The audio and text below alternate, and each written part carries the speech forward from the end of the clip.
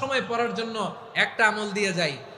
উঠতে বসতে, অফিসে যাচ্ছেন, অফিস থেকে ফিরতেছেন, বসে আছেন, শুয়ে আছেন, ছোট্ট এক শব্দে আমরা যেন বেশি বেশি পড়ি আস্তাগফিরুল্লাহ। আওয়াজ করে আমার সাথে পড়ুন আস্তাগফিরুল্লাহ। আবার পড়ুন আস্তাগফিরুল্লাহ। আল্লাহ রাসূল সাল্লাল্লাহু আলাইহি ওয়াসাল্লাম বলেন, মান লাজিমাল ইস্তিগফার, যে সব সময় এরকম ইস্তিগফারের সাথে লেগে থাকে, জাআলাল্লাহু লাহু মিন কুল্লি দিকিন মাখরাজা, আল্লাহ তাআলা তাকে কোনো বিপদে আটকান না, সে জীবনে আটকাবে না। যে কোনো বিপদে আল্লাহ তার রাস্তা বের করে দিবে। Way out, you will get a way out and solution. সুবহানাল্লাহ। ওয়া মিন কুল্লি হাম্মিন ফারাজা, দুশ্চিন্তা মুক্ত হবে। ওয়ারযুকহু মিন হাইসু লা ইয়াহতাসিব, এমন জায়গা থেকে আল্লাহ রিজিকের বন্দোবস্ত করবে যেটা সে কল্পনাও করে নাই। আওয়াজ করে পড়েন সুবহানাল্লাহ। তাহলে মনে থাকবে আস্তাগফিরুল্লাহর কথা। সব শেষ কথা বলবো, সব শেষ আমার প্রিয় ভাইয়েরা। এটা গেল নিজের বিপদ। কিসের বিপদ? নিজে যদি বিপদে পড়েন। অন্যের বিপদ যদি দেখেন, এটার জন্য একটা দোয়া আছে। অনেক সময় আমরা দেখি হাসপাতালে ক্যান্সারের 3rd স্টেজে চলে গেছে, লোকটা হ্যাংলা হয়ে চিকন হয়ে হায়রে কি কষ্ট পায়, দেখি না? বিষ্ণু বলে একটা দোয়া যদি কেউ অন্যের কোনো বিপদ দেখে পড়ে, ওই বিপদ তার জীবনে কখনো আসবে না। শুনবেন? শোনার আগ্রহ আছে?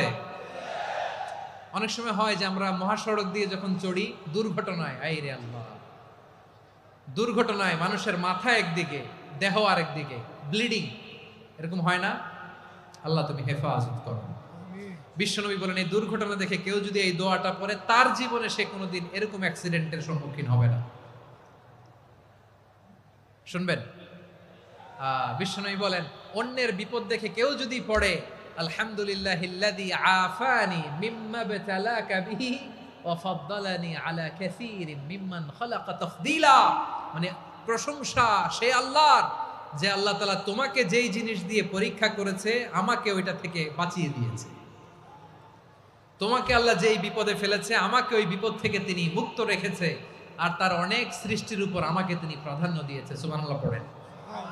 যে কোনো বিপদ, কারো ক্যান্সার দেখে যদি এই দোয়াটা আপনি বিশ্বাসের সাথে পড়েন, জীবনে কোনোদিন ক্যান্সার রোগে আক্রান্ত হবেন না। দুর্ঘটনা দেখে যদি পড়েন, ওই দুর্ঘটনা আপনাকে স্পর্শ করবে না। যে কোনো কারো বিপদ দেখে যদি কোনো বিশ্বাসী বান্দা এই দোয়া পড়ে, বিশ্বনবী বলেন, লাম ইউসিবহু যালিকাল বালা, ওই বিপদ তাকে আর ধরবে না। উফিয়া মিনহু মিন যালিকাল বালা কাইনাম মা কান, সে যতদিন হায়াত পাবে কোনোদিন ওই বিপদ তাকে স্পর্শ করবে না। এই দোয়াটা পড়তে রাজি আছেন আমার প্রিয় ভাইরা? তাহলে পুরো আলোচনার সেন্ট্রাল থিম হচ্ছে, আমাদের জীবনে বিপদ আসবে, কষ্ট আসবে, দুঃখ আসবে, কিন্তু বিপদে আপদে আমরা হাল ছেড়ে দিব না, হতাশ হব না। মুমিন হতাশ হয় না, নিরাশ হয় না, হাল ছেড়ে দেয় না। মুমিন ভরসা রাখে একজনের উপর। আওয়াজ করে বলুন, যিনি কে?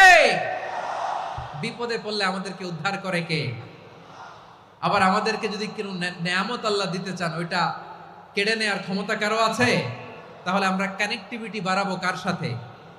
আমাদের প্রার্থনার ফরিয়াদের হাত তুলবো কার কাছে? রাজি আছেন পটুয়াখালীর ভাইয়েরা? মনে থাকবে কথাগুলো? আল্লাহ তাআলা আমাদের সবাইকে কথাগুলো বোঝার ও আমল করার তৌফিক দান করুন।